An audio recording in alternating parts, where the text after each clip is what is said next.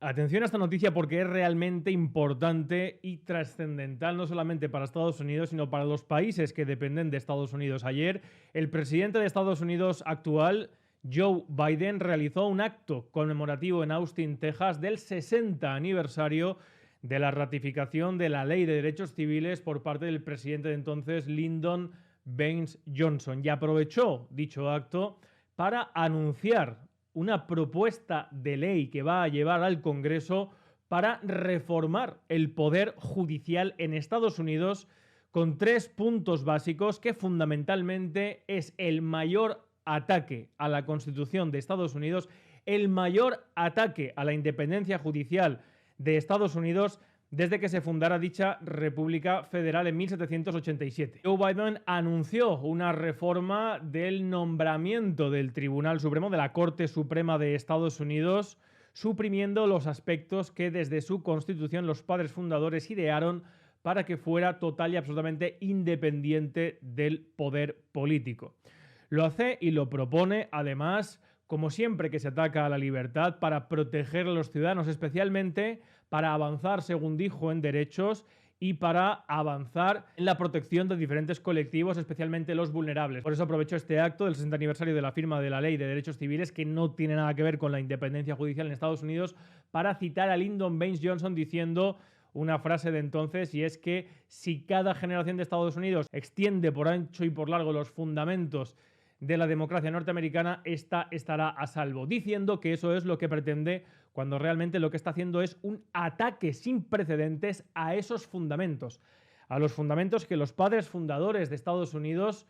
plasmaron tanto en la Declaración de Derechos como en su Constitución, teniendo clarísimo que huían de los vicios de un sistema con ciertos defectos que impedían su libertad, como era el parlamentarismo inglés, que negó la igualdad de la representación en una votación que perdió a pesar de ser apoyado por Burke. Volvió Benjamin Franklin desengañado y empezó la revolución que llevaría a la fundación de los Estados Unidos de América. Los 3 puntos fundamentales de la reforma que plantea Joe Biden es suprimir la inmunidad del presidente, y citó expresamente que de acuerdo con esta prerrogativa se había impedido el enjuiciamiento de Donald Trump, manifestando por tanto su intención inequívoca de modificar la Constitución con el fin de perseguir y poder echarle mano a sus adversarios políticos. Pero lo más grave, lo que es de todas un atentado contra la Constitución norteamericana, que debería estar llevando a cabo manifestaciones multitudinarias en las calles de las ciudades de Estados Unidos, es la propuesta de acabar con el mandato vitalicio de los miembros de la Corte Suprema de Estados Unidos, algo gravísimo, y sustituirlo por un mandato de al menos 18 años, para que puedan ser revocados, destituidos por el mismo que los nombra, que es sí el presidente de Estados Unidos. Pero además introdujo un tercer punto que se suma a la gravedad del anterior, que es la obligatoriedad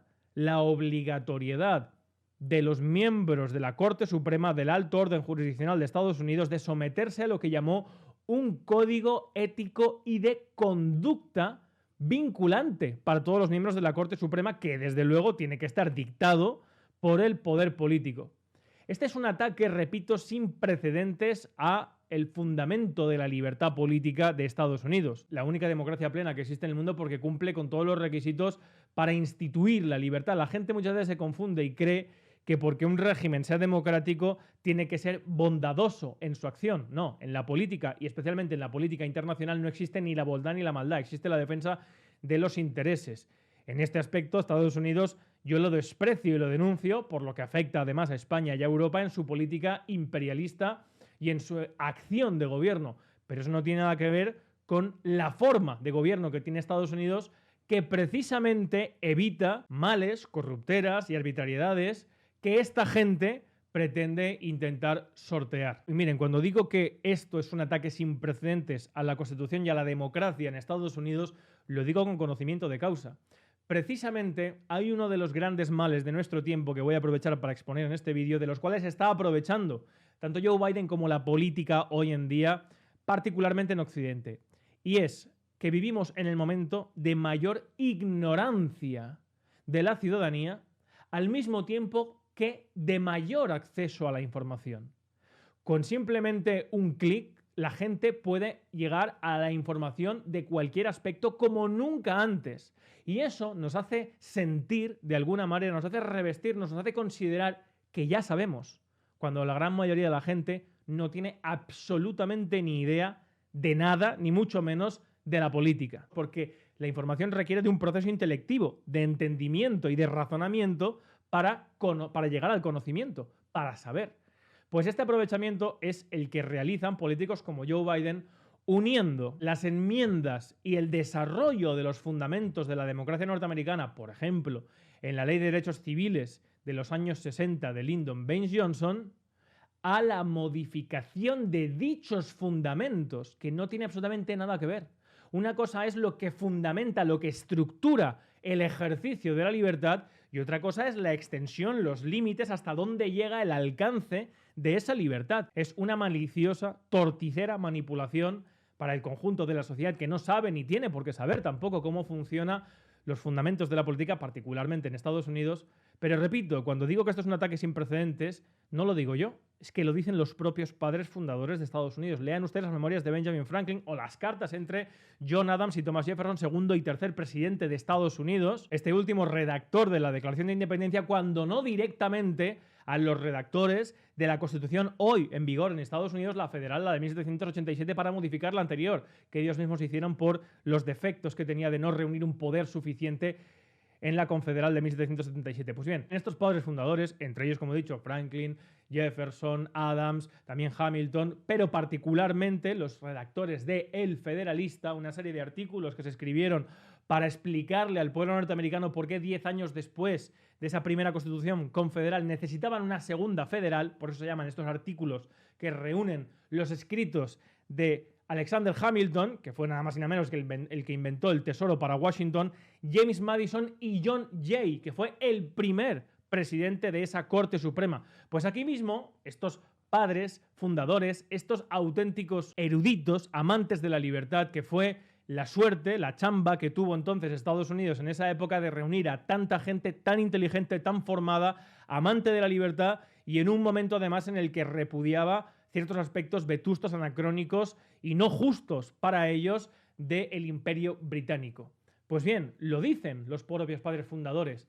Vayan ustedes, por ejemplo, a este librito, El Federalista, al artículo 51, publicado por James Madison en 1788, donde expresa literalmente que para ejercer los diversos poderes del gobierno de forma independiente y diferenciada, cada rama debe poseer una voluntad propia totalmente independiente de las demás, lo que es la separación de poderes, ya que, como repito, estos señores, que eran juristas, personas con una formación brutal, que hablaban latín y griego y amantes de la libertad, habían leído y conocían a Montesquieu y su espíritu de las leyes. Y dice literalmente que, en concreto, hay dos razones por las cuales tal vez sea inapropiado insistir inflexiblemente en ello a la hora de crear el poder judicial. Ya dijo Montesquieu que como poder, como ejercicio del poder, es presque nil, casi nulo, es el ejecutivo y el legislativo, sino que el judicial tiene que ser simplemente independiente. Y Madison aquí establece lo que, repito, entonces se expuso, se debatió para cómo garantizar esa independencia, incluso para prevenirse de ambiciones entre ellos mismos. De hecho, a posteriori, cuando John Adams fue el segundo presidente de Estados Unidos, Hamilton, el autor de este artículo, fue un grandísimo opositor con el Partido Federalista, incluso su colega Thomas Jefferson con entonces el Partido Demócrata Republicano. Pero sigo, dice expresamente Madison: en primer lugar, esta rama necesita de personajes que posean ciertas cualidades. Obviamente, no es una cuestión como un legislador o un presidente que tiene que atender a lo que quieren los ciudadanos. Con ser inteligente basta. No, un juez tiene que ser una persona formada, instruida en leyes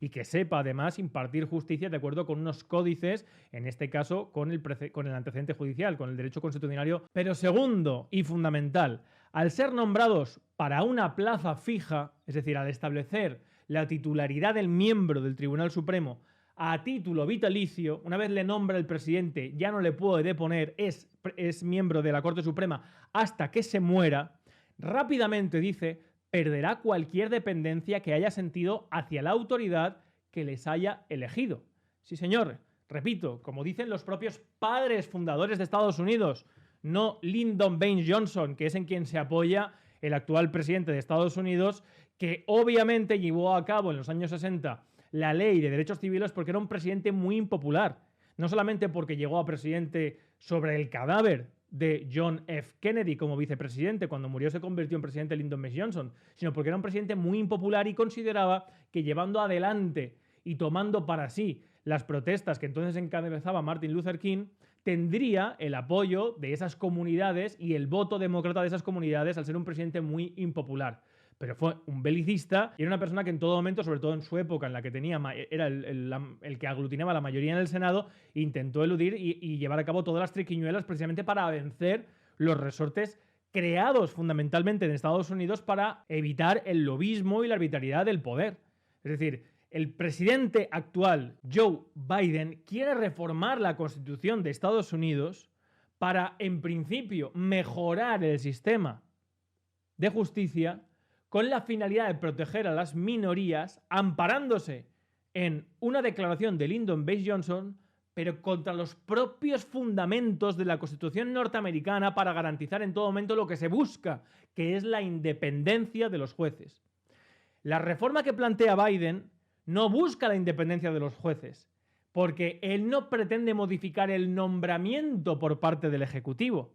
Por lo tanto, damas y caballeros, se queda con el único aspecto pernicioso, malo, del sistema de nombramiento de la Corte Suprema de Estados Unidos, que es que lo nombra el presidente. Y solamente suprime, o quiere suprimir,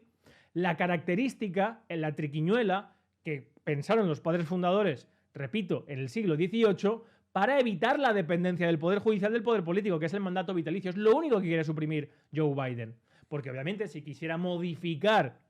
el nombramiento de los miembros de la Corte Suprema a algo similar a lo que algunos pretendemos para España, que es un Consejo de Justicia, donde los altos miembros jurisdiccionales y de control de los jueces sean nombrados por todos los operadores jurídicos con presupuesto propio y con policía judicial propia, que es lo que algunos queremos para España, pues entonces yo lo aplaudiría, porque redundaría en darle mayor independencia y mayor libertad al Poder Judicial. Pero lo que él pretende no va en esa dirección, sino que va en la dirección opuesta. Es decir, él quiere que el presidente siga pudiendo nombrar a los miembros del Tribunal Supremo, pero que también, si no hacen lo que él quiere, pueda deponerlos y encima imponerles un código de conducta ética. Repito, esto es algo que si los padres fundadores de Estados Unidos vieran hoy, desterrarían a Joe Biden y a toda la gentuza que le rodea de Estados Unidos. Lo echarían del país, porque se consideraría un ataque a la libertad tan flagrante, a la Constitución de la democracia y la libertad en Estados Unidos, que incluso podría interpretarse como traición. Espero que esta reforma no se lleve adelante, pero lo que espero desde luego y no veo es una movilización por parte de la ciudadanía, un reclamo, una oposición a esta triquiñuela, a esta jugarreta que pretende el presidente actual de Estados Unidos. ¿Y por qué mucha gente no se mueve? Porque no comprenden realmente hasta qué punto es lesivo, es gravoso esta reforma que pretende el presidente norteamericano. Horacio establecía siempre un ciclo político, que es que los regímenes iban cambiando de acuerdo con sus necesidades históricamente, de la dictadura a la oligocracia, momento en el que estamos en España, y de ahí a la democracia, y bajo circunstancias de ataque o de descomposición o de decadencia, vuelta a la dictadura y vuelta a empezar. Puede que Estados Unidos esté haciendo ese camino, pero desde luego, para los amantes de la libertad y la democracia,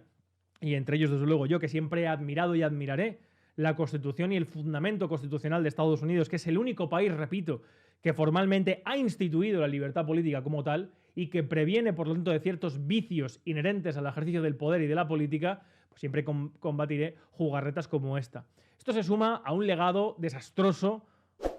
de deuda, de inflación, de guerra de Estados Unidos por parte de la administración Biden y que encima ya, como último coletazo, pretende acabar con los fundamentos de la libertad, la democracia y la independencia judicial en Estados Unidos. Es para mí el peor presidente que ha habido nunca en la historia de Estados Unidos. Pero también soy consciente de que no se trata de Joe Biden. Joe Biden, el pobre, pues es un señor que lo tienen ahí diciéndole que es el que más vale para esto, pero se trata de todo lo que hay detrás. Desde la Segunda Guerra Mundial, todo lo que se ha construido paralelamente a la estructura del Estado de Estados Unidos que no previeron precisamente los padres fundadores. Ellos no previeron nunca que habría un Pentágono, una CIA, un FBI, unas armamentísticas, una capacidad militar y económica paralela al Estado que sería capaz incluso de ingerir en ciertos aspectos de la política. Pero como los fundamentos constitucionales de Estados Unidos son buenos e imperecederos, llegan a resistir y llegan a impedir incluso la corrupción hoy en día, a pesar de toda esa construcción que ha habido, repito, desde la Segunda Guerra Mundial hasta hoy, de la que es un producto el niño mimado Joe Biden, de los verdaderos héroes de la Segunda Guerra Mundial. Él, Hillary Clinton y toda la gentuza que ha gobernado en Estados Unidos en las últimas décadas, a excepción de Donald Trump. Seguiremos con mucha atención lo que vaya pasando en Estados Unidos al respecto de este particular. Yo les iré explicando, como he intentado hacer en este vídeo, los fundamentos de la libertad, la democracia y lo que algunos proponemos para España. Hasta entonces, salud y libertad colectiva.